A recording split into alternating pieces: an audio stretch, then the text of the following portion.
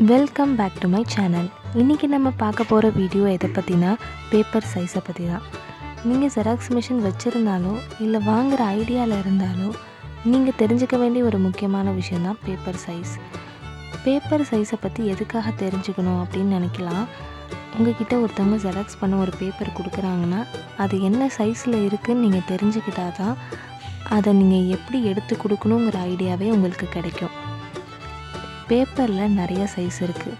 A1, A2, A3, letter, legal, இந்த மாதிரி நிறைய சைஸ் பேப்பர் இருக்குது. இது எல்லா சைஸ் பேப்பரையும் நீங்கள் வாங்கி வச்சுக்கிட்டிங்கன்னா அதில் பிரிண்ட் பண்ணி கொடுக்கறதுக்கு உங்களுக்கு ஈஸியாக தான் இருக்கும். ஆனால் நீங்கள் அவ்வளோ சைஸ் ஆஃப் பேப்பரை வாங்கி வச்சுக்கிறதுனால உங்களுக்கு ஒவ்வொரு தடவையும் கேசட்டில் எடுத்து பேப்பரை மாற்றிட்டே இருக்க முடியாது. ஒரே ஒரு சைஸ் பேப்பர் தான் நம்ம எல்லாருமே ரெகுலராக யூஸ் பண்ணிகிட்ருக்கோம். அது என்னென்னா A4. அந்த A4லேயே எல்லா சைஸ் பேப்பரையும் பிரிண்ட் பண்ணி கொடுக்கறது தான் நமக்கும் லாபம். அப்படி தான் எல்லோரும் பண்ணிகிட்ருக்காங்க. ஆனால் சில பேப்பர் அதே சைஸ்லேயே உங்களுக்கு ஜெராக்ஸ் எடுத்து கொடுக்க சொல்லி கேட்பாங்க. அது என்னென்ன மாதிரி பேப்பர் அப்படின்னு பார்த்தீங்கன்னா, ஹவுஸ் பிளான்லாம் போடுறாங்கன்னு வச்சுக்கோங்களேன். அதெல்லாம் அதே மாதிரி அதே சைஸில் தான் கேட்பாங்க. அது எதில் இருக்கும்னா A3 அந்த மாதிரி பெரிய பேப்பரில் இருக்கும். சில பத்திரங்கள்லாம் லீகல் அப்படிங்கிற ஒரு ஃபார்மேட் பேப்பரில் நமக்கு பெரிய பெரிய பேப்பராக இருக்கும்.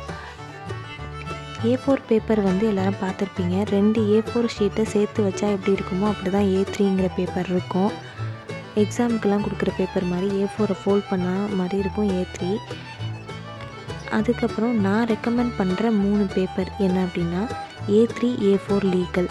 இந்த 3 பேப்பர் இருந்துச்சுன்னா எந்த சைஸில் உங்களுக்கு பேப்பர் ஜெராக்ஸ் பண்ண கொடுத்தாலும் அதை நீங்கள் இந்த 3 பேப்பரை வச்சே எடுத்துடலாம். அது எப்படி எடுக்கணுங்கிறத என்னோடய வரக்கூடிய வீடியோவில் நான் உங்களுக்கு சொல்லித்தரேன். A4லே இருக்கிற ஒரு பேப்பரை எப்படி ஜெராக்ஸ் பண்ணணும்னு நான் சொல்ல போகிறேன். இது ரொம்ப ரொம்ப பேசிக். இது இப்போ ஜெராக்ஸ் மிஷினை ஆன் பண்ணிவிட்டு இதில் 2 கேசட் இருக்கும். Cassette 1 and cassette 2. கேசட் 1ங்கிறது ஃப்ரண்ட்டில் இருக்கும். கேசட் 2ங்கிறது MP3 அப்படின்னு சொல்லுவாங்க. இப்போ கேசட்டில் பேப்பர் இல்லை அப்படின்னு சொல்லிட்டு காமிக்குது. நான் ஓப்பன் பண்ணிவிட்டு இதில் பேப்பர் வைக்க போகிறேன். இதை நீங்கள் அட்ஜஸ்ட் பண்ணிக்கலாம். இதை லேண்ட்ஸ்கேப்லேயும் நீங்கள் பேப்பர் வைக்கலாம், இல்லை போர்ட்ரேட்லேயும் வைக்கலாம். இதை லாக் பண்ணிடணும் அது கரெக்டாக. இப்போ நான் போர்ட்ரேட்டில் வச்சுட்டு லாக் பண்ணுறேன். இதை ஒரு ப்ரெஸ் பண்ணிவிட்டு ட்ராவை மூடிடணும். மூடினதுக்கப்புறமா ரெடி டு காப்பி அப்படின்னு சொல்லிட்டு காமிக்கும். இதில் போர்ட்ரேட்டில் இருக்கிற சிம்பிள் மாதிரி காமிக்கும். நீங்கள் லேண்ட்ஸ்கேப்பில் ஒரு வேளை MP3யில் வச்சுருந்தீங்கன்னா அது லேண்ட்ஸ்கேப்பில் காமிக்கும்.